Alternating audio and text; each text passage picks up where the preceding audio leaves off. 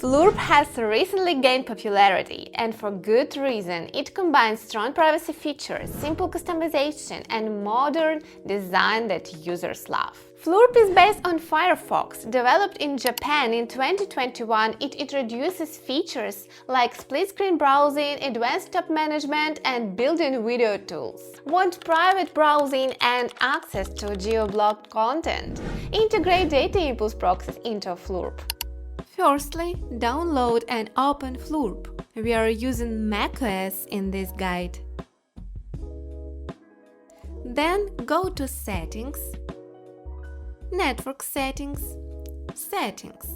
Select Manual Proxy Configuration and enter your proxy host and port from your DataImpulse dashboard. Check Also use this proxy for HTTPS and click OK. Visit ipapi.com to verify your proxy IP. If your proxy needs login, Floorp will ask when loading a page.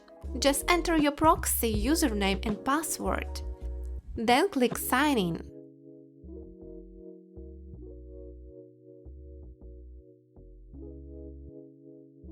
Now your Floorp browser is set up with DataImpulse proxies. Thanks for watching, don't forget to like this video and see you soon!